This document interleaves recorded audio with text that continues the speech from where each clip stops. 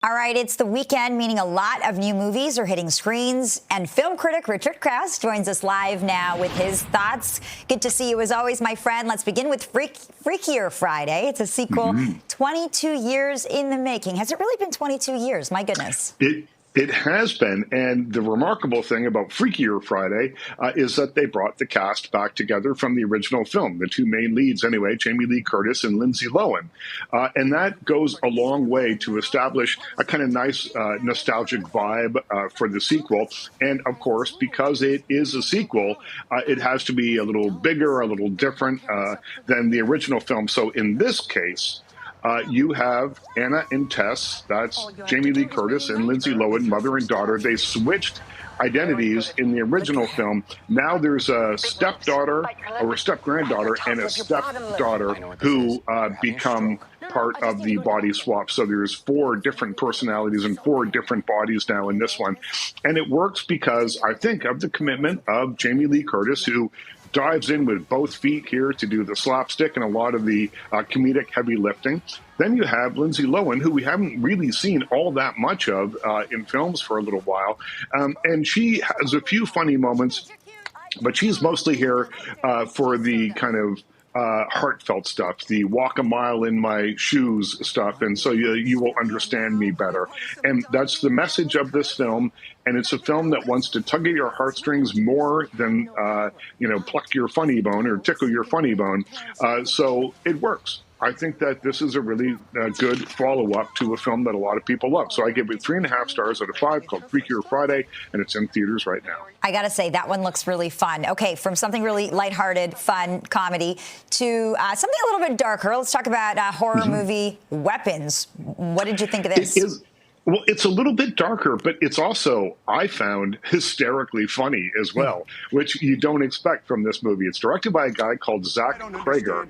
He made a movie a couple years ago called Barbarian, which was a really offbeat, kind of audacious horror film that also had a bunch of laughs. And in this case, in Weapons, you have the backstory of a small town, average place, and one night at 2:17 in the morning, 17 children got up out of their beds, walked down the stairs, walked out their front doors, and disappeared into the darkness. The film then splits into 6 vignettes following each character, a teacher, one of the parents, all sorts of different people from the town as they deal with the aftermath of this terrible thing that has happened.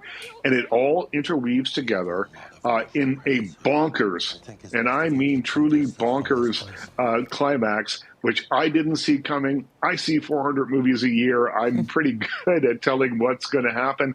This movie kept me guessing at every step. It's horrifying by times. It's hilarious by times. It's called Weapons. It's in theaters now, and I give it 4 out of 5 stars. Okay, definitely putting that on my list then.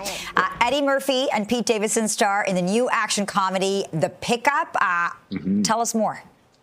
This one you can stay home and watch tonight on Prime Video, and it is also starring Keke Palmer. So you've got this trio of very funny, very charismatic leads, but they're in a movie that doesn't really work all that well. So it's an action comedy. Eddie Murphy and Pete Davidson played armored truck drivers who get roped into a scheme to do a heist to rob a casino by Keke Palmer's character, who's kind of the criminal mastermind. And, the action is generic, even though these are 3 very talented stars with loads of charisma, and Eddie Murphy has probably made me laugh more than almost anybody for the last 40 years. This feels like they're kind of sleepwalking through it a little bit. So a movie that promises fireworks turns out to be a bit of a dud. So I gave The Pickup 2 stars out of 5. Okay, and finally, we love our local talent around here. So let's talk about Shook. It's a new coming-of-age dramedy set in Scarborough. It sure is, and a little bit in Toronto, too.